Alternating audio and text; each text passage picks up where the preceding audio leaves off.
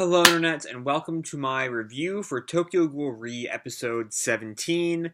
If you're wondering why I am wearing a jacket, it's because it is 23 degrees outside in November, and I don't have a heater. So, hi. But yeah, anyway, when we last left off, um, Kaneki heard, Arima's dying words. Meanwhile, the Quinxes showed up on Amon and Takizawa's fight. Urie tried to kill Takizawa, but Akira took the blow, and so the three of them escaped after a big fight with Amon, and everyone headed back to reconvene. And that's where we leave off. And where this episode picks up, first of all, this is the best episode of the season by far. We'll see that more in the back half of the episode than the first. But the first thing we find out, the beginning is not stellar. But it does eventually get there. So as essentially, Kaneki wakes up, and we find out that the entire escape from Kokuya is in a short little flashback sequence. We see the gas masks, along with, the Kirishima siblings and Yomo and Hinami and all them, along with Takahiriko's doves, are fighting Mogon and Aura, right? I think is her name. Only know that because of the manga. And then Kaneki shows up, and then Kaneki comes back to the present, and we move on with the story. And that's weird. That's bad. Because what Kaneki does to Aura here drives a certain character's motivations for, the rest of the series. So that, along with the Mutsuki flashback not being around, which I think might be coming up, get into that later, just kind of makes the future, path of the story kind of up in the air. I don't know what's going on at this point. But yeah, anyway, as unfortunate as all that is, there sure is something great about seeing Kaneki wake up with the old Anteku crowd. Maybe it's just because when I first see this series, 4 years ago, when the anime first came out, seeing my boy with, Toka and Nishiki and Yomo, I'm tearing up just thinking about it, man. Sure, we don't have Yoshimura or Koma and Irimi, but you know what? It's goddamn. But yeah, anyway. After that, Kaneki goes to have the inaugural meeting of his new organization, GOAT.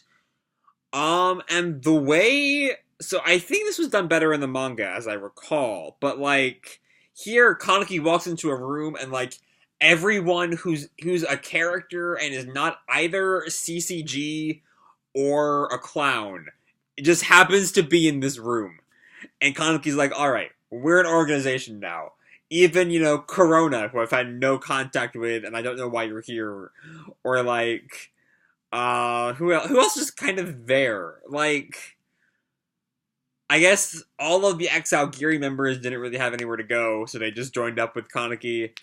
I feel like this was done better in the manga, and it doesn't quite make any sense. Also, in the manga, the name Goat is due to Sen Takatsuki's The Black Goat's Egg. Because, Edo, is this is all part of Edo and Arima's ideals. And so it ties it all back to Edo in a nice way. And I don't approve of getting rid of that. It just doesn't really... It would not have taken much to add it in, and it kind of takes out a lot, I feel. But yeah, anyway.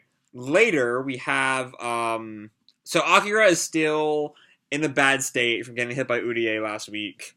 And Banjo and Takizawa and Nishiki, I think, are all, huddling over her. Oh no, what's she gonna do? What are we gonna do? Until who should pop up but everyone's favorite homophobic stereotype, Nico. Yay! really jazz hands.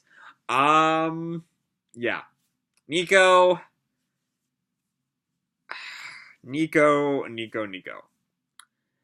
So, the reanime, especially in the first season, did a lot to kind of dissuade the kind of anti-LGBT elements of the manga. There are a couple reveals specifically around Big Madam that just aren't there. And that was a great choice. But, I guess Nico is too prominent to really have anything be done with him to make him less blatantly homophobic. But you know what? Here we are. But anyway, Nico gives the three of them some information that, like, Akira's definitely gonna die unless they do something.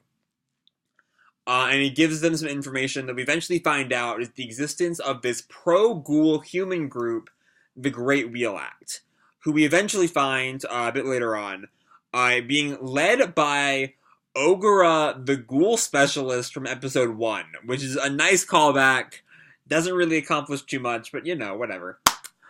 And like, I find the Great Wheel Act a really interesting idea.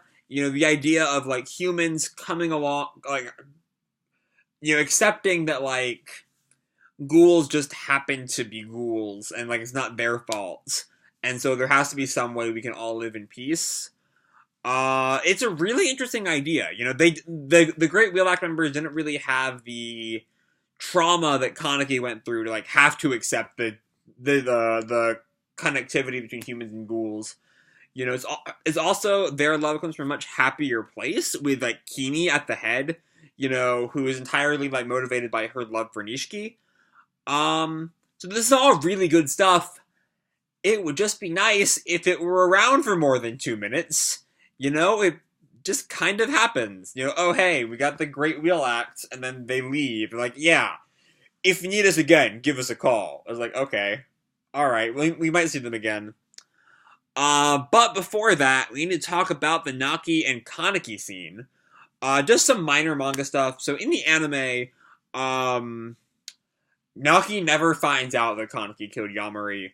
And he actually kind of bonds with Kaneki in his time at Aogiri, by Kaneki teaching him to write either Yamari's name or his own, I forget which. Either way, in the manga, because Kaneki never joined Aogiri, that never happened, and Naki was told that Kaneki killed Yamari, I think by Aogiri officials, I want to say? Either way, just to kind of clarify what happened in the manga. But yeah. So, the Naki and Kaneki scene, I like it for the most part. It goes by a little too fast. Much like the earlier stuff in the episode, all of a sudden Naki's there and he's trying to fight Kaneki, despite the fact that he didn't try to fight Kaneki earlier on, despite the fact that he knew at that point that Kaneki was Yamari's killer. But it does go by a little too fast for all the motivations to really make any sense. But it's a fun little fight for like 2 minutes, if even, and it does feature some nice callbacks. I really do love both Naki and Kaneki do the finger snap before that. I just snapped his fingers, so I can't do it right now. Neither here either. But like, so we see that both of them do the finger snap before they start to fight. We of course get Kaneki has Yamari's Kagune, which I don't remember that being a part of it. I'm probably forgetting, but like, I thought he only had Rize's Kagune because he had Rize's Kakuho. But whatever. Anyway, after the Great Wheel Act sequence, Akira wakes up, and this episode goes from being better than the rest of the season just because the rest of the season kind of sucked, to like a genuinely great episode in its own right, with 3 scenes. The first is right after Kaneki has like a little conversation with Akira, and she's like, get out, I need some time to process everything. And so he goes onto the roof and runs into Amon. And they start to talk about like why they're on the side they're on. Most notably, I'm really glad they did not cut out Kaneki's true motive. You know, Amon asks him, you were a human once, why did you pick the ghouls then? And Kaneki's like, he could say something like, oh, the humans rejected me after I became a ghoul, but he's like, no, it's just that I have ghoul friends, and I don't really have many human friends anymore. I'm so glad that they didn't cut that. It makes Kaneki such a complex character, and I love it so much. Yeah. The rest of that scene, there were some bits that were like, after Kaneki tells Amon to go see Akira, he's like, I feel like that conversation is a little bit too, or not contemplative enough as it would be. It's so Kaneki springs the whole like, oh, Akira's awake now on Amon. And Amon, you expect him to have like a little bit of like a moment, but he's instantly like, what would you do if someone you knew was dead came back? And then Kaneki, instead of thinking about it, says, oh, I'd be scared. Right. And I think in the manga we have a shot of Hide here. Which is going to be important later on. So the end of that scene kind of was a little bit rushed, just because this is Ghoul Season 4, and all we're doing is rushing things.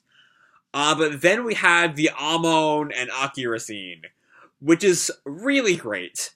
Both from the Maristella gag, which is so funny, and, Akira caring far more for Maristella than she does for Amon.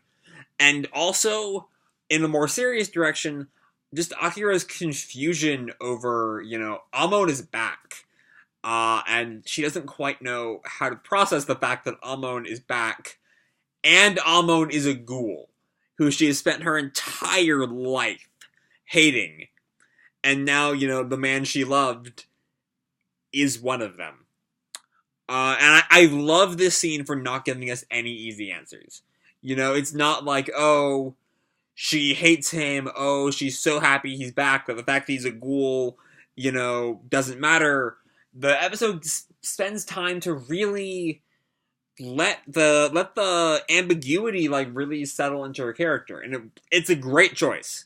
It's really important to who Akira is. And then we have that last sequence. And it's so good. Everything with Akira and Toka works so well.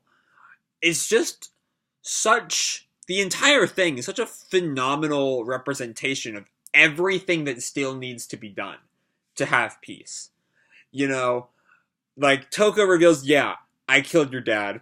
And your dad killed Hinami's parents. And, like, it shows that, like, really both sides have suffered these huge losses, and it's really easy to just, like, hate each other. As soon as Toka's like, yeah, I killed your dad, Akira's like, good, I fucking hate you. But in the end, they have to stop. This all has to end. They have to be able to hug the people who killed their fathers, rather than continue the cycle of revenge. And it's that message at its core that is really the heart of what Tokyo Ghoul is. And is really why Tokyo Ghoul works. And why it's not just another, grim dark, oh, everyone's miserable, look at our torture, which, like, it absolutely gets into a lot of the time. But, like, its heart is this sequence. This, there is a way to peace. It's not going to be easy, It's not going to be as easy as Akira being shoved into a hug with her father's killer. But it needs to be done. And that's why I love Tokyo Ghoul. So yeah. Next time, we have the Clown Raid. And, judging by a little shot we got, we might actually finally get the Musuki backstory that needs to happen for the rest of the season to make any sense. So yeah. Hopefully, when we get to the Clown Raid, we're not going to jump right back into the rushed Season 4 style, but, like, I'm not terribly confident. But you know what? I'm going to enjoy this episode for what it is. Because this was the best episode of the season by far. It really, it had its problems in the first half. Everything felt kind of like, oh, this is happening now.